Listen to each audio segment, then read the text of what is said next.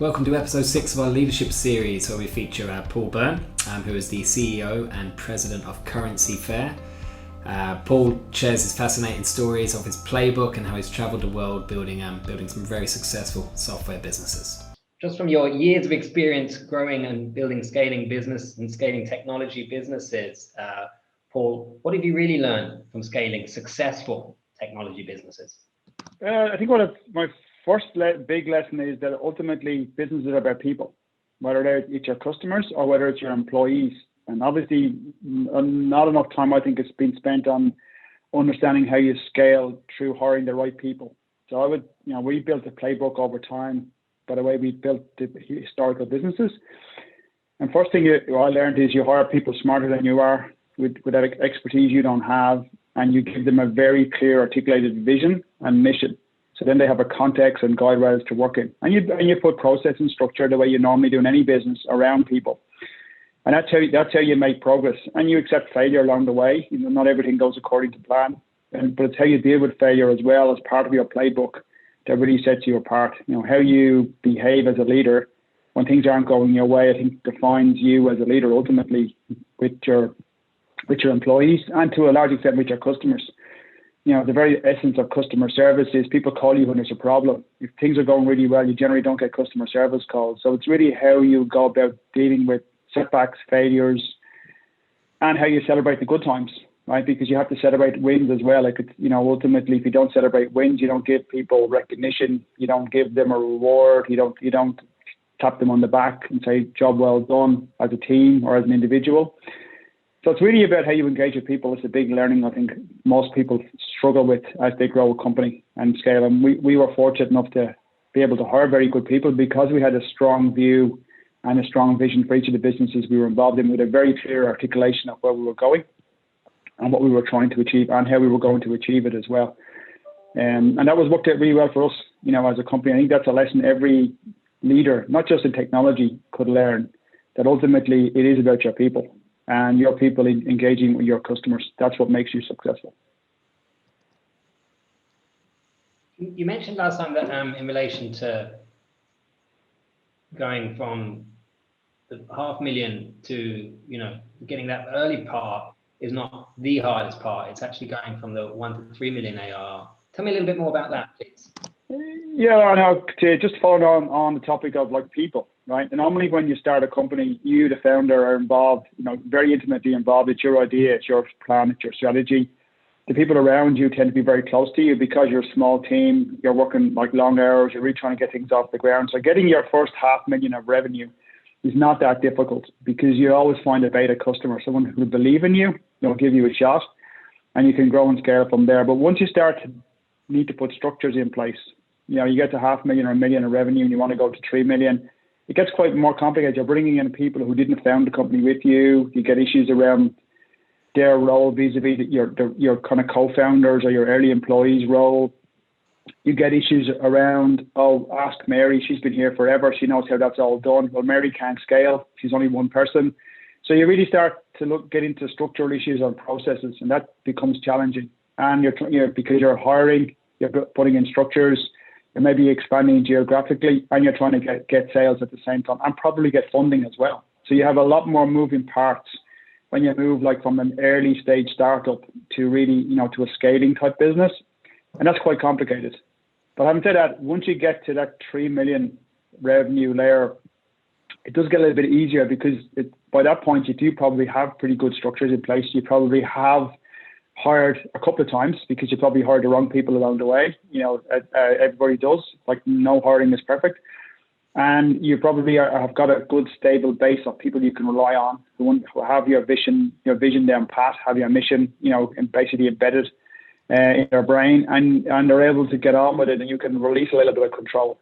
And then you can just keep building more structures and spend more time being externally oriented as a CEO. So going from 3 to say 10 million, gets a little bit easier, I think, at that point. But then you reach another significant milestone around 10 million, which is you really need to try and scale. You have to really step up your processes. You really need to hire a lot more people. You need to become much more geographically dispersed as an organization because you're probably reaching maturity in some of your markets at 10 million revenue.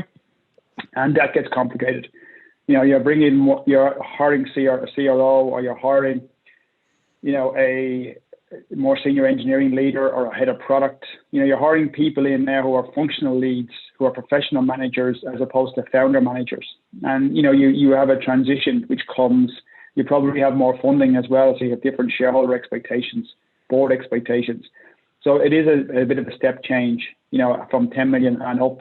And there's a very good reason why the vast bulk of technology companies never get past 10 million, is they just don't make that leap or make that step up, in scaling or sizing. And often, unfortunately, there comes a point at which the founder needs to step aside as well, to some extent. And if you have to be open to that as a founder, because your skill set is not the skill set to get the company to be like a more globally oriented, like a mini multinational. Your skill set may have been the product that you founded because it was close to your heart or close to a problem you were trying to solve. It may have been you had a great sales background and you felt if you had a problem, you could sell anything.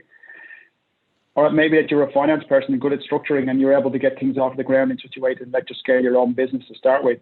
But your skill set may be different. And look, most founders can be coached into different roles, but it does become more challenging, when getting above 10 million, because you just need to get a lot more professional. Customers have different expectations because you're probably selling to much larger customers as well, who have, different SLA expectations than you might have had in the past as a startup. People can be more forgiving when you're a startup. But when you get to a certain size and you're in RFPs and you're in more structured sales processes, customers tend to be less forgiving because they now treat you as an equal to everybody else in the process, which means you have to step up your game in a different way. You referenced it there in relation to as you grow and scale and having geographically dispersed people. I'm curious about your experience and approach to growing and managing leaders remotely. What have been your learnings, particularly around the next chapter when you're truly scaling? What's different, and what advice would you have? I think it is challenging, and it's very challenging now in the current climate because a lot more of it is by Zoom. But I think ultimately, when you get to a certain size, the hiring process becomes more important. Like hiring for cultural fit, as well as hiring for expertise, is very important. Spending a lot of time with the new managers, whether they're promoted internally or whether they're hired externally, to really enable them, but more importantly, educate them on your vision and your views and your kind of your moral compass or your values for the company, and really getting them, in tune with what you want to accomplish. I think is very important. Now, I would have always done that historically through face-to-face meetings, one-on-ones, but generally face-to-face. And if they're in geographically dispersed locations, it's a lot of travel. But that's the commitment you make as the CEO to scale a company, on a more global basis.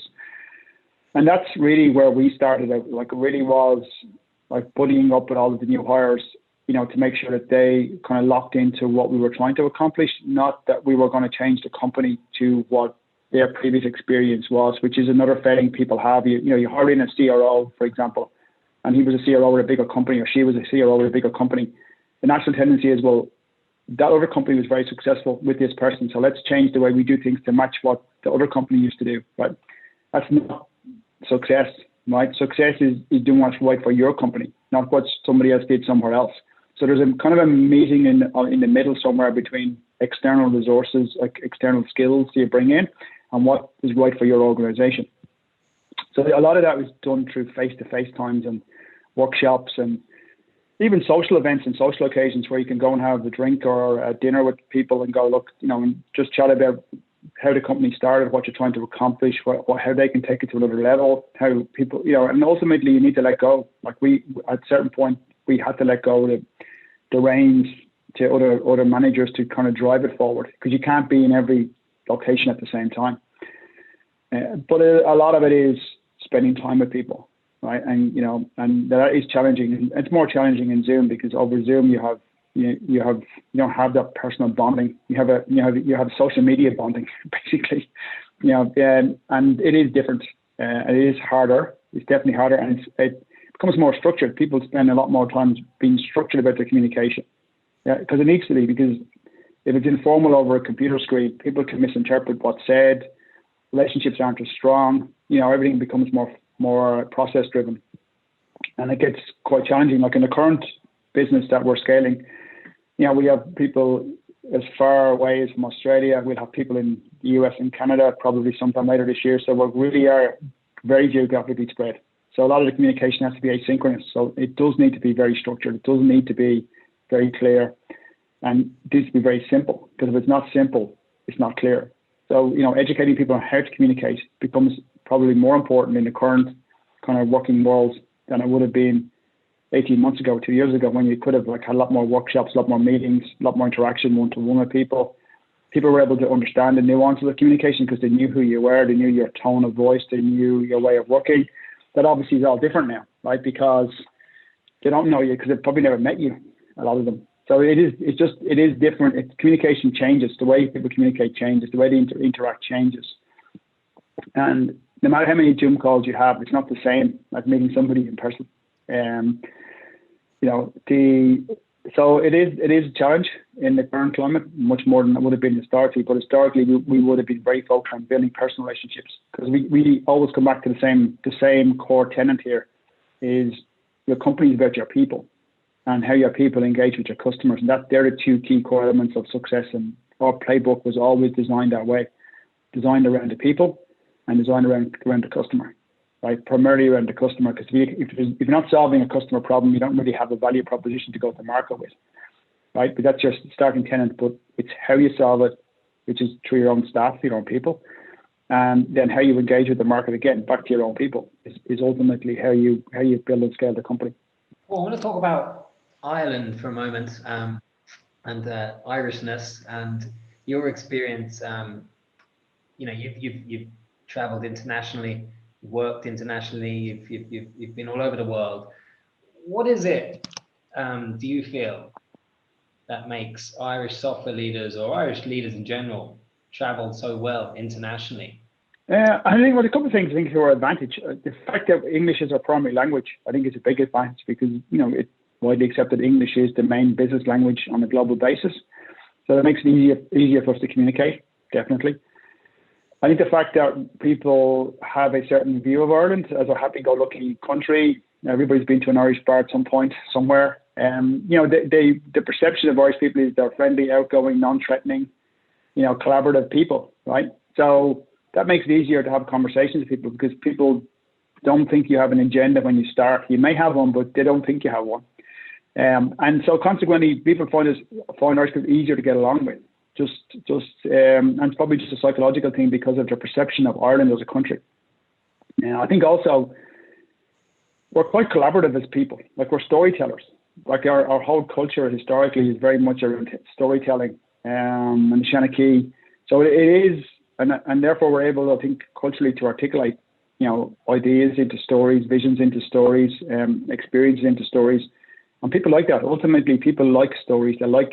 People like people. Right? You do business with people. You don't do business with companies. You may sell to a company, but the person you're doing business with is an individual on the other side who has to want to buy your software, has to like you as an individual, to want to go back for you to get that contract signed. And consequently, because of that social nature of our DNA, people find it easier to, I guess, get along with us as Irish people. And it's an asset that absolutely needs to be exploited. Like, you play to your strengths in every social engagement, in every business engagement, and it's no secret that Enterprise Ireland do a super job, on Patrick's Day every year around the world, helping Irish companies host events and and we absolutely, benefit from that as a company. Basically, that Irishness and we did a lot of work in America, and it was always a great conversation for us to tell any of our American colleagues that we're the only country in the world that the whole world celebrates our national holiday. Not everybody celebrates the 4th of July, but everybody celebrates March 17th. So, that was a great way for us to engage with people. It might be a funny bit of a jokey type of a conversation, but it does open up conversation. It is a story. People engage with it, and consequently, people form relationships and bonds that way. And I think it is a key asset that we as a country have that we don't probably exploit enough, as in business. Now, I would say that it doesn't travel as well in Asia as in the US, because a huge amount of the US has an Irish American heritage, whereas in Asia, there's not as much Irish heritage in Asia, and so consequently, English being our primary language is probably the biggest single plus, as opposed to our Irishness. In Asian markets, obviously it travels well in Australia or in any Anglo-Saxon market, but in the Asian markets, I would say the English language is the primary driver, and the fact that we are good storytellers, it does help, because ultimately you're still building relationship with people, you're still bonding with people, and basically as well.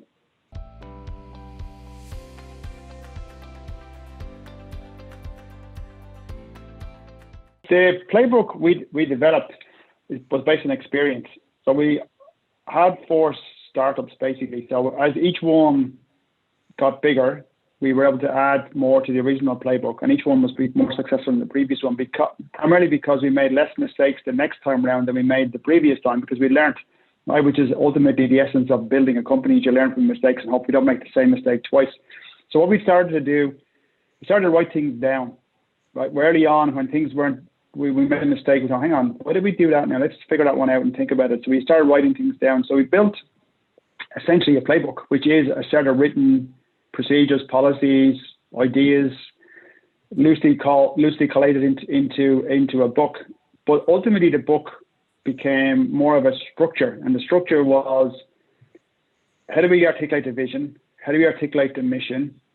How do we design the right values for the business we're building? And then how do we put in place the structure to initiate all of that into an operating model or business operating model, which is basically, organizational structure and design, go-to-market plans, financial accounting, financial management, all the things to go into running a business. And that's really where the meat of the playbook came into existence, which was how do we organize ourselves? How do we think about organizing ourselves? So it was more a list of ideas and policies, as opposed to just like off-the-shelf type policies, because each company was different. Each company had a different vision, had a different mission, but we just thought about them all in the same way, and how we went about building the vision and the mission and building the processes and structures. And that became a playbook. And then when people joined the company, we were able to share with them, okay, here's the vision, here's the mission, here's the way we've designed the company, here's why it's designed that way, here's what we want you to do, here's what your role to be, and here's the tools we think you'll need to be successful. If you need more, great, we're happy to give them to you, but here's the structure in which you're operating. And we had a feedback loop model, whereby we were able to go back around with every employee on a regular basis just to check back in that they really did understand the values, the vision, the mission, what the rules of the game were, and and obviously with a very strict accountability culture, because that's the other thing that never happens in a startup is accountability, right? Because you are it at the early stages, right? But as you get bigger and bigger, you have to have more accountability for sales performance with sales reps, for quality of engineering output, etc. So we built it all into a structured set of policies and procedures, but we don't share it because it's our intellectual property. It's our way of doing things. It's the value I bring to a business is my playbook, basically, or the value that the other guys who worked on it with me, and when we did all these startups, it's in their DNA as well. And to be honest, most of it's in your DNA. It's how you behave, how authentic you are, and how you go about doing things. And that's just all written down into I suppose, a sense of how you will go about doing things and what you do. But yeah, we do have it. It does exist. And I refer back to it. And honestly, the other thing we have to be careful of is hubris. Like just because it worked this way before in another business doesn't mean it's going to work this way in this business. So when I refer back to it, and I do have some visuals which I share with the current people in the current company, Currency Fair, that but at the same time, that doesn't mean they work for this business. They're just a conversation starters of what needs to work for this business. We're looking at context, because every time you open the playbook, you're looking for context for the current business rather than an answer for the current business. Only the current team can design the current answer. And that's a key core part. That's a core part of the playbook, by the way, is that the individual manager or member of the leadership team, they design the answer for the current business. Because if you have to prescriptively hand people the answer, then they're not learning on the job, they're not growing as their own careers, they're not maturing, and they're certainly not going to be able to go the extra mile that you need them to go to be successful. Because they won't own it. They'll just take what you tell them as gospel, but they need to own it.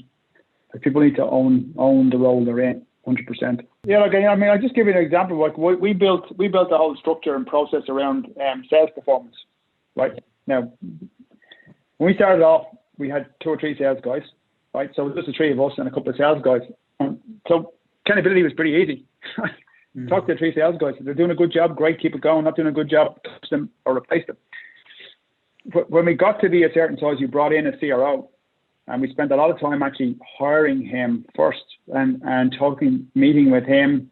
He came from a partner company we had, so we knew him for about a year before we hired him. So we were watching this guy for a year as the leader of a partner company and their sales team before we approached him to hire him. And we only approached him because one of our employees who used to work for him said, look, you really need to make a move now because he's going to be leaving in a couple of months.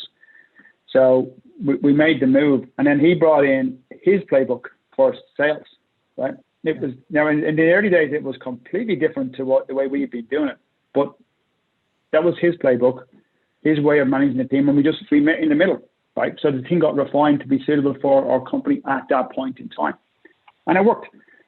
And we had a lot more engagement as founders with the sales team than most people would expect a company of our size to have.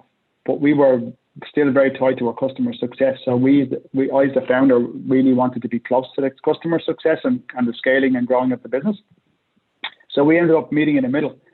You know, so you would have the founders showing up at the quarterly sales meetings, right, to review sales performance, and their performance was reviewed openly. Like, as in, we knew every salesperson were doing, not doing, how they were performing, but it was collaborative. So because our playbook was always being collaborative with people, right? The vision, the mission, the values was always about being part of a community of what we were building. The sales team didn't push back on it because, like, most people wouldn't want their performance being reviewed by A, their peers in public, and B, the company leadership team in public. But we did that, and it worked. But it was all done in the context of the values of the company and the way the company, the ethos, as I said, the philosophy or ethos of the company, and it worked. Now, you take 90% of other companies, that's never going to work. If you tell a sales guy, oh, you're going to be reviewed every quarter, and not only will your manager be there, all your other salespeople will be in the room, oh, and the CEO of the company, oh, and the head of engineering, oh, and, CFO, and I go, no, I'm not having my performance reviewed, by 25 people. It's not a commit, but it worked for us, and that's just some context for you, like how the playbook has to evolve basically as well. And it goes back to people. It took us a year to hire our CRO, right? And we took a year because we were monitoring the guy for a year. The guy we wanted him on day one. As soon as we met him, we knew he was the guy for us. But we took it. We wanted to work with him for a while first to make sure he was the right guy to fit with the company. And he joined when we were probably doing nearly between 10 and 20, maybe near 20 million in revenue. And then obviously he grew quite aggressively, and he was a brilliant guy. Like, he grew the company very successfully. In fact, the exit price we got was probably mostly based on his work than our work because he scaled us very quickly. But, it took a year to get him for us to figure out all of the challenges we might have and all of and because he was working closely with us anyway as a partner, he kind of knew us really well. Like, very intimately knew us socially and work-wise before he agreed to make the move. Because he had to relocate his whole family to Dallas. So it was a huge move for him personally, right? Kids moving school, his wife moving with him, like the whole family moved. Like, because he said, if I'm going to move, I am not commuting, right? I am going to move my whole family. And to us, that was the clincher. That was the commitment. That was, I'm all in, right? And he did it. And it worked out hugely successfully for everybody, which was great. But like, that comes back to the point about hiring the right people, taking your time to hire the right person, rather than hire the first person, and about hiring people who actually fit in with your whole playbook. But the playbook is evolving, right? It's evolving, but they have to fit in with the ethos of it or the philosophy of it to start with. Otherwise, it doesn't work. Thank you, Paul, and thank you for watching. We will see you in a couple of weeks for the next episode in our leadership series. Hadfield Green. Nothing is impossible.